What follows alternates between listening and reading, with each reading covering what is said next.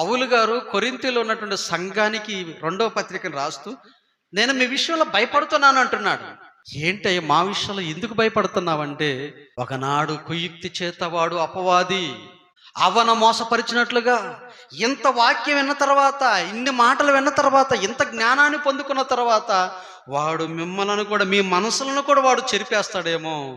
మీలో ఉన్నటువంటి సరళత అనగా మీలో ఉన్నటువంటి నిజాయితీని, మీలో ఉన్నటువంటి పవిత్రతను కూడా వాడు తొలగిపోయేటట్టుగా చేస్తాడేమో నాకు భయం అవుతుంది. ఆనాడు పౌలు గారికి భయం వేసింది. మీ విషయంలో కూడా ఏ రోజు వాడు తన తంత్రంలో ఉపయోగిస్తాడో తెలియదు. మీరు ఎలా శక్తిమంతులుగా ఉంటే పర్వాలేదు, ఎందుకు ఉండమండి అని ఇప్పుడు అనిపించింది.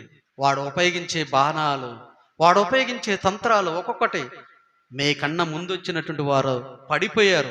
ఇవాళ కనిపించినటువంటి ఈ బిడ్డ అపవాది తంత్రాలకు మనస్సు చెరపబడి ఎక్కడ లోకంలో కలిసిపోతారు. ఈ బిడ్డ ఇక్కడ కనిపించే బిడ్డ రేపటి రోజున వాడి తంత్రాలకు మనసు చెరపబడి ఎక్కడ దేవునికి దూరం అయిపోతారు అని మీ విషయం కూడా నేను భయపడాల్సి వస్తుందండి. అంతటి తంత్రగొండి వాడు గాలం వేస్తాడంట మొదటిగా, ఆ తర్వాత ఉచ్చు పెడతాడంట, ఆ తర్వాత ఏకంగా వలసిరుతాడంటండి. వాడు ఏ రూట్లోనైనా వచ్చి మిమ్మల్ని పట్టుకోగలడు, మిమ్మల్ని దేవునికి దూరం చేయగలడు, మీ మనస్సులను చెరుపుతాడు వాడు ఏ విధమ చేతనైనా. అందుకనే పౌలు గారు అంటున్నాడు, నేను ఎంతో వాక్యం చెప్పి ఎంతో మందిని సంపాదించాను, ఇక్కడ ఒక సంఘం కట్టానని ఒకవేళ ఒక ప్రక్క నాకు సంతోషం ఉన్నా మరొక ప్రక్క మాత్రం మీ విషయంలో నాకు భయం కలుగుతుంది అంటున్నాడు. కనీసం మీరైనా నిలబడతారో లేదని భయం వేస్తుందని చెప్పేసి పౌలు గారు ఆ రోజున తన రెండవ పత్రికలో కొరింథీలో ఉన్నటువంటి సంఘంతో మాట్లాడుతున్నాడు. అన్నంత ఈజీగా దేవుని కోసం మనం నిలబడలేమండి. దేవుని కోసం నిలబడటం అంటే చాలా కష్టంతో కూడిందండి. వాక్యం చాలా లోతుగా నాటుకుపోతేనే తప్ప, దేవుని వాక్యం మనస్సు నిండా ఉంటేనే తప్ప మనం వాడిని ఎదిరించలేమండి. అందుకనే అపవాది తంత్రములను మనం ఎరగని వారం కామని చెప్పకనే చెప్పాడు.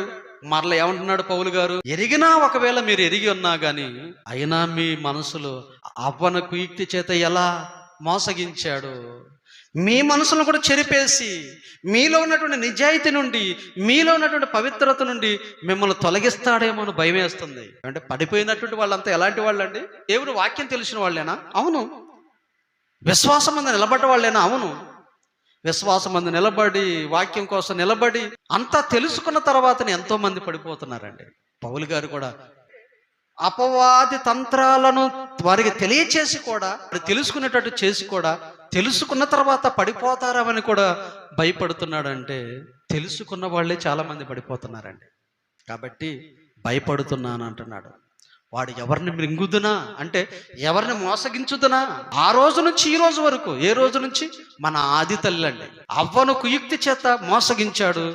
అసలు ఆమె పడిపోతే ఇక భర్త ఎంతసేపు చెప్పండి? ముందు ఎవరిని కొట్టాలో వాళ్ళని కొట్టేశాడండి వాడు, అంతే కదండి. తన కుయుక్తి చేత అవ్వను మోసకొచ్చాడు.